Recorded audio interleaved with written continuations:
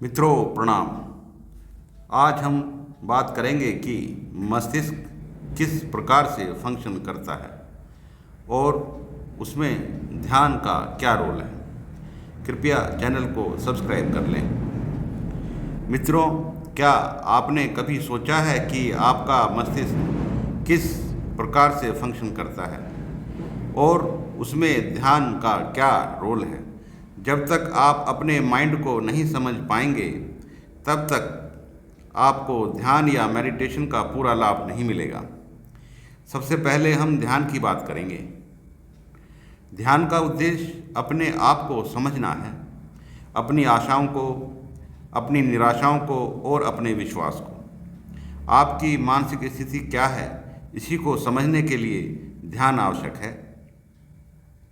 जब आप आँख बंद करके सहजता से बैठ जाते हैं तो मस्तिष्क अपना कार्य शुरू कर देता है।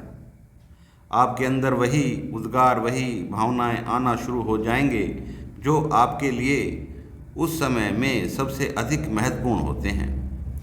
मस्तिष्क का कार्य आपके सामने आने वाली परिस्थितियों का विश्लेषण करना है। मस्तिष्क हर समय अपने काम में लगा रहता है, तब भी जब आप सो रहे होते हैं। जब आप सो रहे होते हैं तब भी मस्तिष्क आपके दिन भर के कार्यकलापों को समझने और उनको एडजस्ट करने में लगा रहता है और उनको सबकॉन्शियस माइंड में जमा कर लेता है, जहाँ से वे आत्मा का हिस्सा बन जाते हैं। असल में आत्मा आपके मस्तिष्क के अनुभवों का संग्रह करने का कक्ष है। आत्मा के अंदर अनेक वर्षों में जो जीवन के साथ घटित हुआ उस सब का संग्रह होता है। आपका मस्तिष्क आपके जीवन में जो कुछ भी हुआ है उनका पूरा लेखा जोखा रखता है।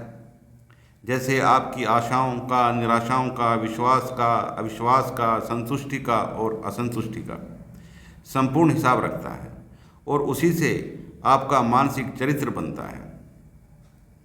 आपके मानसिक चरित्र में जो एबनॉर्मलिटीज़ आती हैं, जैसे तनाव, निराशा, उदासीनता और क्रोध, उनका कारण मस्तिष्क पर पड़ने वाले दबाव होते हैं।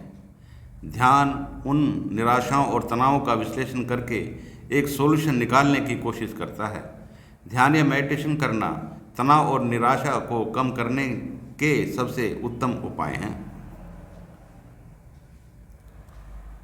असल में जब आप किसी कारणवश, जैसे समाज से प्रेरित होकर या अपने परिवार और मित्रों से प्रेरित होकर कुछ ऐसे संकल्प ले लेते हैं जो आपकी क्षमताओं से परे हैं, तब मस्तिष्क भारी दबाव में आ जाता है और उन्हीं इच्छाओं को पूरा करने में लगा रहता है।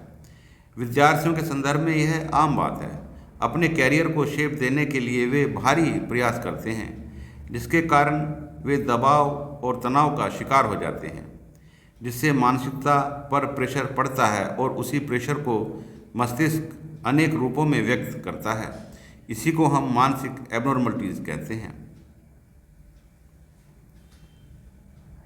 लोग आपको एडवाइस करते हैं, मन को शांत रखो, क्रोध ना करो, निराश मत रहो। यह सब कहने तक तो ठीक है, परंतु इनका कोई अर्थ नहीं। अगर मस्तिष्क पर अनावश्यक दबाव पड़े हुए हैं तो उनके लक्षण भी प्रकट होंगे। इस पर आपका या किसी और का कोई वश नहीं। जब तक वे दबाव में रहेंगे तब तक यह लक्षण भी रहेंगे।